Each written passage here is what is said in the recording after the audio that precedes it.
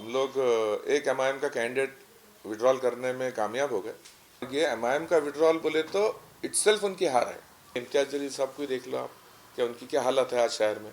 आज वो मेरे को ऐसा लगेगा कि शायद वो प्रचार करने को भी नहीं निकलेंगे। इससे पहले सर आप 2 मरतबा कॉर्पोरेटर रहे, अब इस बार मैदान में उतरे हैं। काफी अरसा लंबा जा चुका है, 2015 के बाद से इलेक्शन नहीं हुए और इससे पहले जिनको आपने सपोर्ट किया था, लेकिन इस बार आप खुद मैदान में हैं, उस बारे में सबसे पहले आप बताइए। पहले पिछले बार मैं सन 2000 में, हाँ 2000 में इलेक्ट हुआ था। उसके बाद में फिर वापस से 2005 में, उसके बाद में फिर एक इलेक्शन में लूज करा, एक वाला थर्ड वाला, और जो चौथा इलेक्शन था उसमें वो लेडीज वार्ड हो गया था हमारा, इसलिए वो इलेक्शन उस बार नहीं लड़ सका। इस बार फिर 6 साल इलेक्शन लेट हो गए। पिछले 10-15 सालों में देखने में आया कि वार्ड में और शहर में, पूरे शहर में ठीक तरीके से काम कहीं भी देखने में नहीं आया। पूरे प्रभाग में ये वार्ड, खास करके ये वार्ड से लेके आप अगर कभी आज़ाद चौक तक चले गए, चंपा चौक पे चले गए, जिंसी में चले गए, कहीं भी चले गए, तो सबसे बड़ा प्रॉब्लम जो है ड्रेनेज लाइन, वाटर लाइन का है। हमारे पास में खुद जो है हर 15 दिन को पानी आता है, वो भी बहुत कम आता है। काफ़ी लोग यहाँ पे उससे परेशान है पानी को लेकर। तो कॉरपोरेशन में एक अच्छा रिप्रेजेंटेशन होना, जो कि आपको अच्छा रिप्रेजेंट कर सके, अपने ये जो काम है ये करा सके। न्यू और जो है अभ्यासिका केंद्र अपने वार्ड में जो नहीं है, हम लोग जब पहले थे तो जब भी अभ्यासिका केंद्र को जब कुछ वार्डों में हुई, अतराफ के अपने वार्डा छोड़ के बाहर हुई भी है, लेकिन अपने इलाके में चारों पांचों वार्ड में कहीं भी अभ्यासिका केंद्र नहीं है। लाइब्रेरी का इस्तेमाल बच्चे करते हैं, स्पेशल स्टडी सेंटर होना चाहिए, तो वो नहीं है। तो इस बार जो है अगर प्रभाग 13 के सभी लोग अगर साथ देते हैं तो इंशाल्लाह आने वाले 1 साल के अंदर हमारे इस प्रभाग में 2 अभ्यासिका केंद्र होंगे और एक डायग्नोस्टिक सेंटर रहेगा, जिसमें कि लोगों को बहुत मिनिमम कॉस्ट में एमआरआई और सीटी स्कैन, पेट स्कैन और जो भी है ये डायग्नोस जो है होगा। जैसे कि तापड़िया डायग्नोस सेंटर आपने देखे, उस तरीके से हम जो एक बड़ी फर्म से टाई अप करके हमारे प्रभाग में एक डायग्नोस्टिक सेंटर चालू करेंगे। पटेल साहब, पिछले जिस वक्त आप इलेक्शन जीते थे 2 मरतबा, माहौल कुछ अलग था। कांग्रेस की टोटी बोला करती थी, राष्ट्रवादी उनके साथ गठबंधन में। इस बार जो है जिस तरीके के हालात है औरंगाबाद के एआईएमआईएम को लेकर, एक बड़ा उनका यहाँ पर पिछले कई दिनों देखा आपने, आमदार खासदार रहे, फिर 25 नगर सेवक रहे और बड़ा ताकत के साथ वो लोग उतर रहे मैदान में, और आपकी भिड़त अगर मैं समझूं तो शायद एमआईएम के साथ ही रहेगी। इस मामले में किस तरीके की लड़ाई आपको लग रही है? देखो यहाँ पे जो है ये हम वो वार्ड को रिप्रेजेंट कर रहे हैं, प्रभाग को कर रहे हैं। यहाँ पे पार्टी का इतना ज़्यादा नहीं रहता, एक शख्सियत के ऊपर और अपने काम को देख के, हमारे पिछले कामों को देख के आने वाले समय में हम क्या अच्छे काम कर सकते, लोग इसको बेहतर जानते हैं और वो जान रखकर लोग जो है योग्य उम्मीदवार चुनेंगे और हमारे को जो है मौका देंगे। अच्छा, जिस तरीके से राष्ट्रवादी को लेकर एक स्टेज से हर वक्त एक बात कही जाती है कि अजित दादा राष्ट्रवादी को वोट देना मतलब बीजेपी को वोट देना, इस तरीके के नारे आप लगेंगे, कैसा फेस करेंगे आप? नहीं, फेस का क्या है, मैं पिछली बार भी जो है राष्ट्रवादी से ही 2 टर्म नगर सक रहा हूँ। उस टाइम में मैं एमपीसीबी पे भी डायरेक्टर था और उन 10 सालों में इस वार्ड की जनता ने देखी कि अजीत पवार एक सेकुलर नेता है। वो किसी के साथ अलायंस किए सत्ता में रहने के लिए, क्योंकि उसके सिवा कहीं काम हो नहीं पाता। आज अगर कभी शहर को कोई बजट है, ये है, आज अगर हम सत्ता में अगर हमारा हिस्सा है हमारी पार्टी का, तो आज हम इलेक्ट होने के बाद में इस शहर के लिए, प्रभाग के लिए नहीं बल्कि शहर के लिए अच्छे काम, अच्छी तरतूद हम लोग करा सकते हैं। और अजीत दादा हमारे लिए प्रूवन है। उस टाइम में जब हम 10 साल थे, कई ऐसे मसले मसाला आए जिसमें उन्होंने हमको सपोर्ट किए और इस चीज़ की कोई नहीं है। ये पॉलिटिकल जो है एक रूमर्स है कि भाई वो जो भी हादसा हुआ तो उसके खिलाफ भी उन्होंने ये कहा है। अच्छा, अहमद नगर के जो वाकयात है उसको लेके अजीत दादा ने जो है ये कहा है। अच्छा, उसके अलावा एक और मैं आपको बताता हूँ, एआईएमआईएम से आपने भी उम्मीदवारी मांगी थी। इस तरीके की बात है कि एमआईएम से भी आपने उम्मीदवारी मांगी थी, कांग्रेस की तरफ क्यों रुख नहीं किया आपने? क्योंकि अगर राष्ट्रवादी का मैं देखूं, उतना पड़ाव यहाँ पर नहीं है इस बार। अगर आप चाहते तो कांग्रेस की तरफ जाते हैं, वंचित बहुजन आघाड़ी के साथ गठबंधन में आप कहीं ना कहीं वो टिकट मांगते, एमआईएम से जब आपने उम्मीदवारी मांगी थी, फिर वापस से राष्ट्रवादी की तरफ कैसे आए? एमआईएम से जो है हमारे फर्जन ने उम्मीदवारी मांगी थी, मैंने एमआईएम से कोई उम्मीदवारी मांगी नहीं। और हम लोग पहले से ही एनसीपी में थे, आज भी एनसीपी में है, और हम लोगों का अच्छी तरीके से काम करेंगे। हमारे वार्ड के इस वार्ड ने 2 बार एनसीपी को देखा है और हम सभी ने उनका काम देखा है। कोई चीज़ में हमारे को कोई बजट में, काम में, कॉरपोरेशन में कहीं दिक्कत ऐसी मोहल्ले में आती है, मान लो जैसा हम ये स्टडी सेंटर के लिए जा रहे हैं, कुछ बजट की कमी है, ये है वो है, तो हम उसको फोकस कर सकते हैं वहाँ से।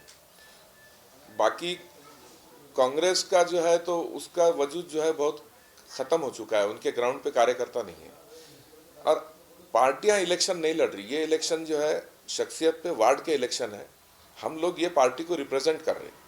कल किसी का कुछ भी काम है वार्ड में तो वो वार्ड के छोटे मोटे काम हमारे जरिए होते हैं। अगर गवर्नमेंट में किसी का काम है तो हमारी पार्टी, हमारे नेता अजीत दादा पवार वहाँ मौजूद है, जिन्होंने पिछले 3-4 अभी जो पिछले टर्म में जितना भी जो जिनको जो महीना दे रहे लाड़के बहन को, इसको उसको जो दे रहे, हमारे वार्ड के भी कई महिलाओं को इस योजना का लाभ हो रहा है। आने वाले समय में भी उस योजना का लाभ हमारे महल्ले से ज़्यादा जो गरीब लोग हैं हम उनको दिलाएंगे। आप कह रहे हैं क्या ये चुनाव जो है शख्सियत का है, पार्टी का नहीं, लेकिन एमआईएम ने जो पैनल उतारा है वो पूरा यूथ उसमें नज़र आ रहा है, तो कहीं ना कहीं आपको लगता है कि आप यूथ तक पहुंचने में कामयाब रहेंगे या नहीं रहेंगे, क्योंकि उनका जो पैनल है यूथ आइकॉन के नाम से जाना जा रहा है। आजकल जो है यूथ को भी जो है मार्गदर्शन की ज़रूरत है।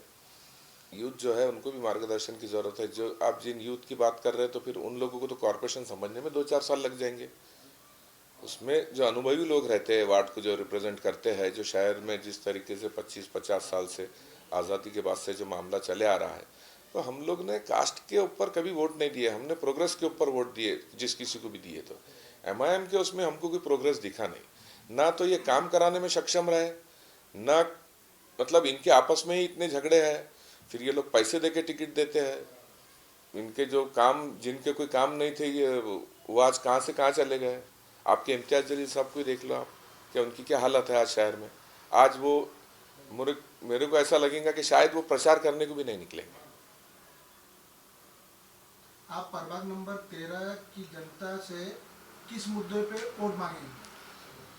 मैं प्रभाग नंबर 13 की जनता से अपने काम के बदले में, जो पिछली बार मेरा अनुभव रहा है वार्ड को, उसके बाद भी जो पिछले जब से मैं यहाँ हूँ, जो वार्ड के लोगों को मेरा अनुभव है, वो अनुभव के ऊपर और लोगों की जो अपेक्षा है वो 100% मैं पूरी करने की कोशिश करूँगा। जो भी काम है वार्ड के प्रायोरिटी के ऊपर, और लोगों को मेरे पे भरोसा है पूरे प्रभाग को।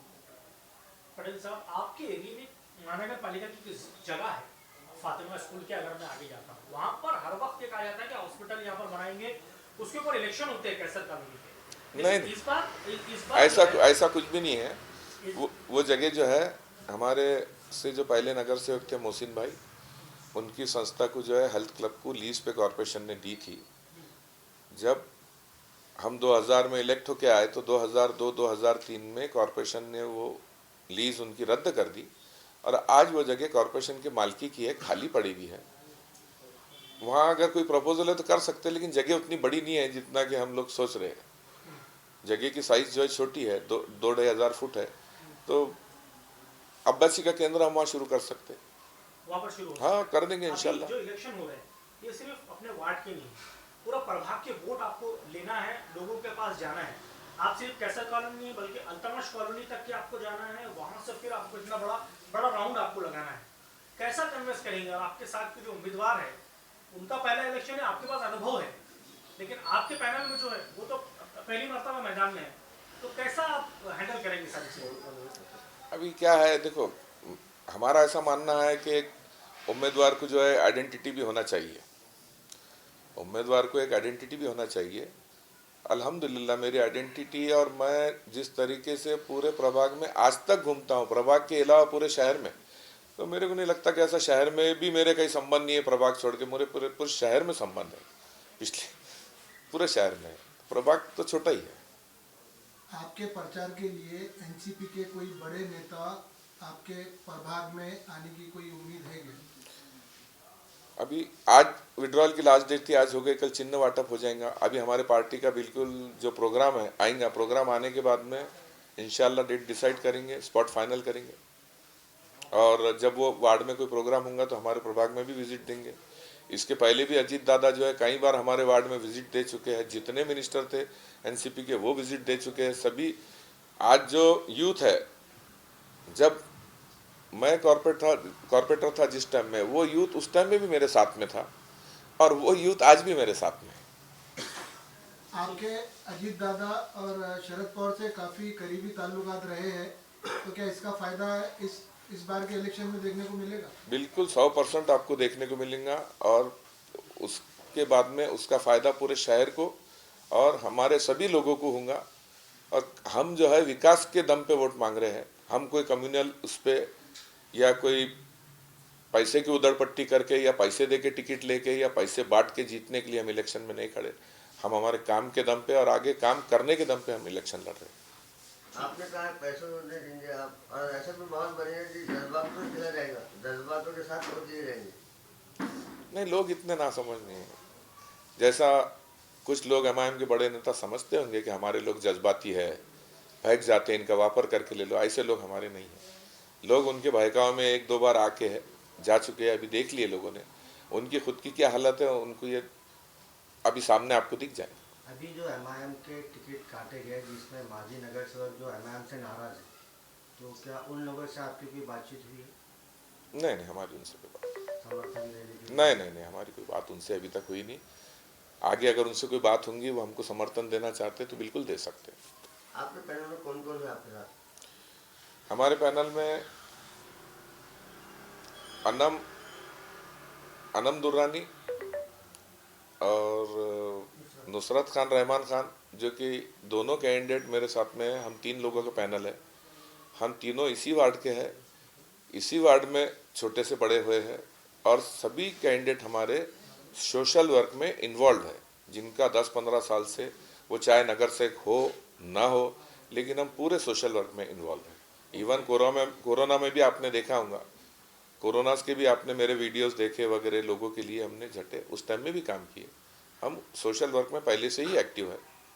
सर, आज जैसे लास्ट डेट थी विड्रॉल करने की, कुछ आपके प्रभाग में किसी ने विड्रॉल किया है?